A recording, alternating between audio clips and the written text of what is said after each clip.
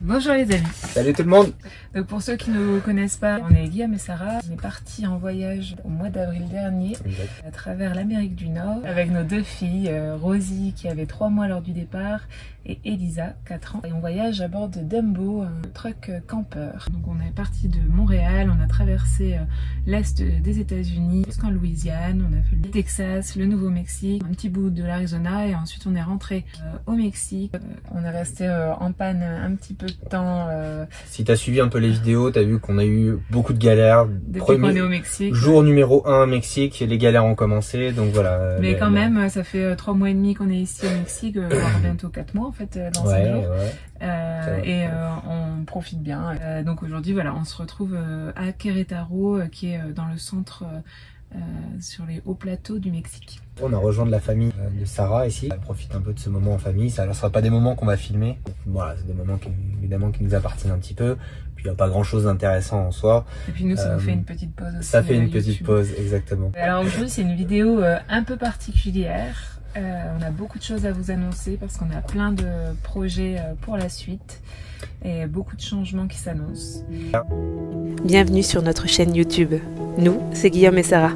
Il y a quelques mois, on a décidé de tout quitter pour vivre sur les routes avec nos 2 filles, à bord de Dumbo, notre 4x4 avec cellule, qu'on a entièrement rénové.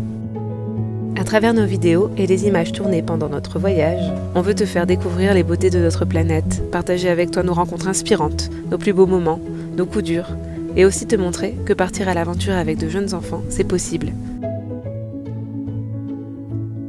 N'hésite pas à t'abonner à la chaîne et tu peux aussi activer la cloche pour ne rien manquer de l'aventure. Avant de vous annoncer tous nos projets futurs, on vous l'avait promis dans la vidéo d'avant, on voulait vous montrer un petit peu plus ce qui s'était passé avant d'arriver ici. En l'occurrence, notre séjour à Guanajuato. Coup de cœur. Qui était vraiment un coup de cœur pour nous. On a vraiment adoré cette ville. Donc on vous montre ça tout de suite. On passera plus de 7 jours à Guanajuato, cette jolie ville colorée et animée où on ne se lasse pas de se perdre. Alors bien sûr, on a eu envie d'en savoir un peu plus sur son histoire. Et au fil des jours, on a appris qu'elle avait été le lieu d'un des moments clés de l'histoire du Mexique. Et oui, car c'est ici qu'a eu lieu la première victoire du mouvement indépendantiste mené par le prêtre Miguel Hidalgo. En 1810, il lança son cri de l'indépendance dans la ville voisine de Dolores pour monter son armée. Il arriva avec ses troupes à Guanajuato quelques jours plus tard, où les Espagnols avaient pris comme forteresse ce silo à grains, la Lóndiga, où l'on conservait des vivres. Alors, pour obtenir la victoire et aller prendre d'assaut le bâtiment, Hidalgo demanda à un homme d'aller brûler la porte principale. Selon le mythe, un homme qu'on nomma par la suite El Pipila fut choisi pour mener à bien cette action. Plein de bravoure, il se dirigea alors vers la porte, brandissant une torche, protégée par une énorme dalle de pierre sur le dos pour éviter les tirs. Il mit le feu à la porte, ce qui permetta à l'armée de pénétrer la forteresse et de lutter contre les Espagnols. On est donc allé voir sa statue à cet homme, érigée en son honneur sur une colline qui surplombe la ville. Et surtout, on a pu profiter de cette vue, juste sublime. Si on te parle de tout ça, c'est qu'aujourd'hui nous sommes le 16 septembre, jour de la fête nationale au Mexique, où tout le monde célèbre le début de l'indépendance du pays. Alors c'est la fête partout. Les rues sont très animées et le soir tombé, la foule se rassemble pour lancer ensemble, une nouvelle fois, le cri pour l'indépendance du pays. Ce soir il y a énormément d'animations, on va aller sur la place où il va y avoir le feu d'artifice, etc.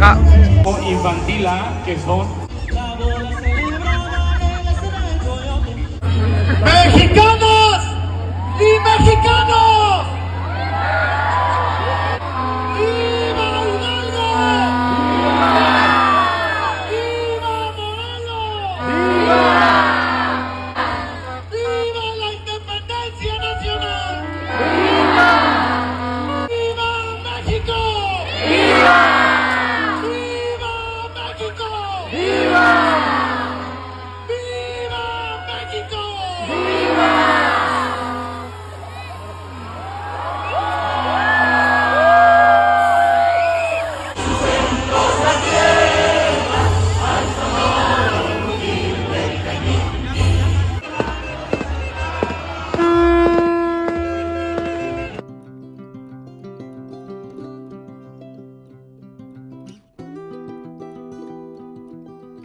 pas résisté à te partager aussi quelques images de notre après-midi dans une ancienne hacienda datant du XVIIe siècle.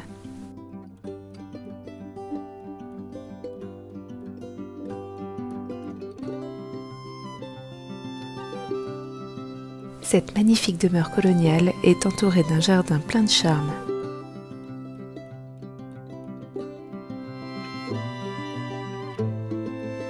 Cette visite reposante nous aura donné un bel aperçu du mode de vie des nobles à l'époque. Et on te la recommande à 100% si tu passes par là.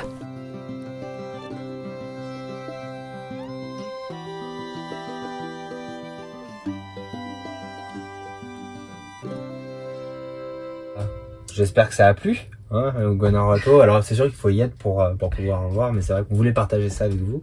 Alors pour la suite du projet... Si tu as vu un peu le début de nos vidéos, tu le sais peut-être. Nous on est partis à la base en se donnant aucune date de retour. On n'est pas parti visiter tous les pays d'Amérique centrale, Amérique du Sud, et en se donnant une liste de pays à faire, mais on est vraiment parti en se disant on veut avoir du temps avec nos enfants, on veut profiter du quotidien avec eux. Et si ça peut être en voyageant, sur les routes. Voilà, c'est vivre sur les routes, quoi, en voilà, fait. On voulait en fait changer de mode de vie. Plus que voyager, on voulait changer de mode de vie. Ça veut dire qu'on était parti sans date de retour. Ce qui a changé maintenant...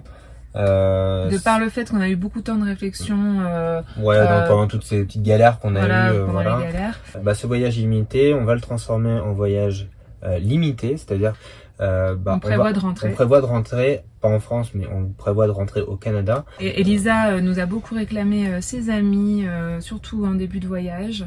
Et puis on s'est rendu compte aussi avec 2 enfants que notre véhicule n'était pas forcément idéal, en tout cas pour nos besoins et aussi pour les besoins d'Elisa pour le moment, et on se dit par la suite pour les besoins de Rosie, c'est-à-dire qu'on n'a pas vraiment d'espace de jeu pour elle ici. Elles sont sur le lit, ou bon après on est beaucoup dehors, hein, mais c'est quelque chose quand même qui manque, qu'on ressent de moins en moins. On s'habitue, mais bon voilà, quand on a commencé cette réflexion, c'est parce que Elisa réclamait beaucoup un endroit à elle qu'on n'avait pas. En rentrée scolaire d'Elisa, je pense qu'Elisa elle voit un peu tous ses amis qui vont aller à l'école.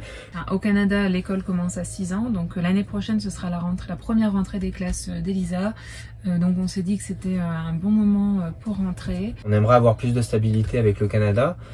C'est le moment pour nous de le faire. On va pas rentrer dans les détails avec vous, mais là ça va être le moment pour nous d'entreprendre un peu ce projet-là aussi à côté. Pour ça, il faut qu'on soit sur place. Exactement. Et puis ça nous permettra aussi de changer de véhicule. Bon, ça on vous en parlera bien plus tard, mais on a déjà plein de projets en tête pour la suite encore.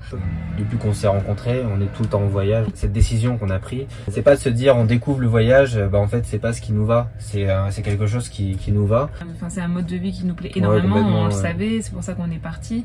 Après, on n'avait jamais voyagé avec 2 enfants, et c'est sûr que du coup il y a des adaptations à y faire, et c'est aussi pour s'adapter à tout ça qu'on a besoin de plus de temps, et pour mieux repartir ensuite avec nos besoins actuels en fait, qu'on connaissait pas forcément au départ. Voilà, mais rassurez-vous, ce sera pas tout de suite du tout, comme on vous dit, ça va être pour la rentrée des classes l'année prochaine, donc on pense à un retour d'ici le début de l'été prochain. Ça ne nous empêchera pas de continuer les vidéos YouTube par la suite, parce qu'on sait qu'on aura énormément de choses à vous partager sur nos expériences canadiennes. Il y a plein de choses à faire là-bas et plein de belles choses à voir, donc on pourra continuer nos vidéos même en étant là-bas. Ceci étant dit, c'est ce que j'ai marqué, hein. Ceci étant dit. Ceci étant dit, concernant YouTube, du coup il va y avoir aussi beaucoup de changements sur la chaîne. On est parti, comme je vous disais, pour avoir du temps avec nos enfants, pour profiter du quotidien avec eux. Objectif numéro 1, c'était ça. C'était ça. Là, en l'occurrence, YouTube nous prend énormément de temps, me prend énormément de temps, parce que c'est surtout moi qui m'en occupe. Je passe une dizaine d'heures par vidéo. Là, quand on a 2 enfants à charge 24 heures sur 24, et puis quand on voyage, le voyage signifie. Il y a quand même beaucoup de choses à prendre en compte, que ce soit la route. On est d'accord qu'on n'est pas en vacances, on est en voyage, voilà. On vit en fait, on est dans le quotidien avec des enfants qu'on doit gérer. On avait, pour être honnête, imaginé que YouTube pouvait peut-être être une source de revenus complémentaire. Alors on a été peut-être un peu trop optimiste. Moi je pensais peut-être qu'en une année ça pouvait décoller. C'est le cas pour certaines chaînes. Nous on n'est pas assez bons. En tout cas pour le moment on se rend bien compte qu'il va falloir plus de temps que ça. Ouais. Ce qui ne serait pas forcément un problème si notre voyage était illimité. Maintenant comme on sait qu'on va être de retour à un moment donné, on a moins envie d'investir du temps sur la chaîne et plus envie de garder notre objectif premier, c'est-à-dire de passer du temps avec nos enfants. Moi, il y a trop de fois, je trouve, où je dois refuser de sortir avec Elisa, Guillaume, pour aller au parc ou n'importe quoi, parce que je dois travailler sur la vidéo YouTube. Et là, vous êtes conscient qu'avec les 600 abonnés qu'on a et les quelques vues qu'on fait, c'est pas du tout ce qui nous ramène à un revenu. Il faut beaucoup plus que ça. Là, bien sûr, on gagne rien du tout avec ça. Mais bien sûr, c'est un projet qui me tient à cœur, c'est un projet qui nous tient à cœur. On ne veut pas abandonner pour autant. C'est pour ça que je vous parlais tout à l'heure du fait qu'on allait même continuer à faire des vidéos quand on sera peut-être un peu plus sédentaire au Canada. Il y a beaucoup de gens quand même qui nous soutiennent. On a à peu près 500 personnes, on sait, qui nous regardent régulièrement. Mais on a aussi quelques personnes qui nous mettent régulièrement des commentaires toujours très motivants. C'est ça. C'est super agréable de se dire, parce que parfois, moi je le vois aussi, parce que Sarah, parfois c'est un peu compliqué de se mettre sur une vidéo. C'est beaucoup de travail pour toi, donc parfois c'est un peu démotivant. Et il suffit d'un commentaire ou que vous mettez à chaque fois sur une vidéo. C'est vraiment super agréable, parce que ces vidéos-là, il y a les familles, les amis qui regardent. Bon, c'est intéressant, mais bon, ils ont aussi des nouvelles par téléphone ou quoi. Mais ces gens vous qui nous regardez et qu'on connaît pas directement, personnellement, ces petits commentaires là, c'est ce qui nous motive aussi, parce que c'est même que ça en fait. Voilà, c'est ça. Là, je vais parler en mon nom, mais moi, pourquoi je passe du temps en fait à la base pour faire ces vidéos, c'est pour partager. Et si j'ai aucun retour de mon travail, si je publie une vidéo et qu'il y a personne qui me dit rien, c'est comme si elle n'avait pas été publiée. Je veux dire, moi j'ai la vidéo, je la connais, je sais ce qu'on a vécu, donc j'ai besoin d'avoir des retours positifs comme négatifs, mais avoir des gens qui commentent ce que je fais. Et c'est aussi pour ça qu'on veut absolument continuer. D'ailleurs, on vous remercie toutes ces personnes là qui sont toujours là. Toujours, on est de tout cœur avec vous et tout. Franchement, à lire, c'est vraiment super. Parce qu'en plus, avec les petites galères qu'on a eues ces derniers temps, c'est des petites choses qui nous ça nous fait du bien, et surtout, et c'est pour ça que je veux pas arrêter entre autres la chaîne, qui est hors de question qu'on arrête. Donc merci à vous, merci beaucoup à vous tous pour tout ça. Une autre raison pour laquelle on voulait changer un petit peu le format de ces vidéos, c'est aussi pour rattraper la temporalité. C'est-à-dire que la dernière vidéo que vous avez pu voir, elle a été tournée il y a un mois. Toutes ces vidéos que vous voyez, nous on est un mois plus tard, pour vous dire. C'est quelque chose du coup qui nous éloigne, le fait qu'on vive pas les mêmes choses et qu'on vive pas les mêmes choses au même moment. Donc ça, déjà, pour se rapprocher, pour être un peu plus ensemble, tout simplement, c'est de vivre avec nous, presque en temps réel en tout cas, les aventures qui sont les nôtres. Et puis autre chose, c'est qu'on a remarqué aussi, c'est que dans les galères qu'on a eues, il y a eu des commentaires dans les vidéos que vous avez vues il y a eu des commentaires super intéressants qui auraient pu nous aider sur le moment. Mais nous, c'était déjà un mois trop tard, donc voilà. Donc ça aussi, c'est quelque chose qui nous éloigne finalement. Donc voilà, ce changement de format, c'est aussi pour ça, pour se rattraper tous ensemble, et puis que vous puissiez nous suivre un peu. Pas au jour le jour, mais à la semaine. Pour cette raison-là, et aussi parce qu'on pense, alors on verra avec le temps, mais on pense que ça nous fera gagner du temps justement sur le montage, le fait d'avoir vécu les choses le jour même ou la semaine même, de pouvoir les monter tout de suite. Les souvenirs sont plus chauds, on va pouvoir même monter au jour le jour ce qui s'est passé dans la journée, faire le tri des vidéos pour la vidéo qui va arriver, etc. On envisage aussi du coup de se partager un peu plus le boulot, et de faire des vidéos peut-être un peu plus un peu plus à chaud, spontané, un peu plus spontané. En parlant de rattraper la temporalité, c'est un peu ce qu'on a commencé à faire Ici, on est donc à Querétaro, mais il y a eu un mois en fait où on a voyagé avant, on n'a pas énormément filmé, justement pour rattraper ce temps, mais on a quand même fait des choses hyper intéressantes. On a été voir Teotihuacan, vous pouvez facilement trouver des images. Pyramide classique. Les pyramides les plus connues, on va dire, du Mexique. On a été à Puebla. Donc au sud de Mexique, à Puebla, une ville super dynamique, très agréable, ouais, vraiment agréable. À Cholula, juste à côté, pour visiter aussi une pyramide où il y a. Et aller au garage. À votre gauche, une pyramide surplombée d'un temple. Remonter jusqu'à Tula pour aussi des pyramides. C'était la semaine de la pyramide. Voilà. Et puis aux grottes de Talantongo. Il y avait des petites pyramides à ce moment. Le lieu le plus instagrammable. Ah oui, c'est des bassins d'eau, de belles couleurs, chaudes, etc. C'est des sources d'eau chaude, ouais, très beau, c'est dans la montagne. C'est dans la nature, mais c'est plus une piscine qu'un lieu naturel. Ouais. C'était des choses que vous avez certainement pu déjà voir dans d'autres vidéos. C'est pour ça qu'on vous en met que quelques images ici. Et donc on s'est retrouvés ici à Querétaro parce qu'on est avec la famille pour quelques semaines et on en profite. Autre changement sur la chaîne, il se peut très certainement qu'il n'y aura plus de vidéos toutes les semaines, le samedi à 18 h. On va se laisser plus de flexibilité pour ça, parce que c'est quelque chose justement qui devient un petit peu quelquefois stressant quand on ne peut pas, parce qu'on n'a pas le temps, parce qu'on a autre chose à faire, d'autres priorités. Quand il y a une date, une échéance, qu'on a eu lundi, mardi, mercredi, on a eu des choses à gérer, des pannes par exemple, parce que c'est ce qui est revenu ici, mais des pannes à gérer, les enfants à gérer, que voilà, ça s'est pas super bien passé pour nous, beaucoup de choses, voilà.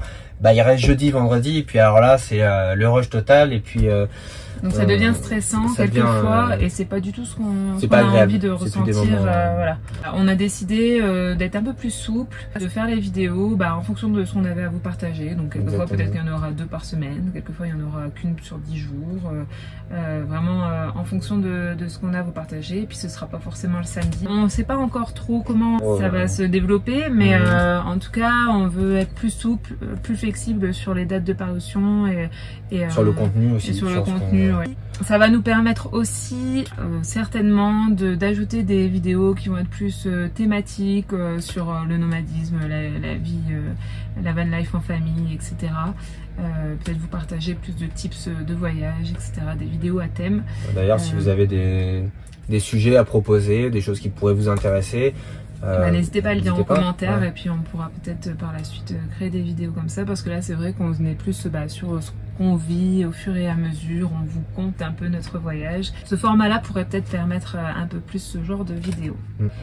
Conclusion de la vidéo ? Conclusion de la vidéo. Faux. On espère que déjà le nouveau format vous plaira. Attends, est-ce que tu peux aller vérifier que ça filme ? Oh non, tais-toi. Non. On espère déjà que ce nouveau format, on espère que ça vous plaira. Si vous allez continuer à nous suivre déjà les changements. Il ne faut pas hésiter à nous mettre des commentaires constructifs, évidemment. Ça permet de s'améliorer. L'idée vraiment, c'est pour nous de nous libérer d'un poids. Que ça se passe ça redevienne un plaisir, voilà. Et pour nous notre échange que ce soit un petit peu plus proche, un peu plus qu'on soit un peu plus ensemble en fait pour le voyage, et qu'on partage un peu plus directement nos mésaventures et nos aventures. Donc on vous dit à la semaine prochaine. Ou pas, à la semaine d'après, ou un petit peu avant, ou un petit peu après, mais très bientôt, dans tous les cas. Ouais. En attendant aussi, n'oubliez pas, vous pouvez nous suivre sur Instagram. On a une page Instagram qui est aussi en direct. Vous pourrez me voir torse nu comme ça devant les magnifiques plages, devant les magnifiques cascades. On partage aussi en story beaucoup plus notre quotidien, etc. On n'est pas habillé de blanc avec des grands chapeaux en plein milieu de la jungle, voilà. Non.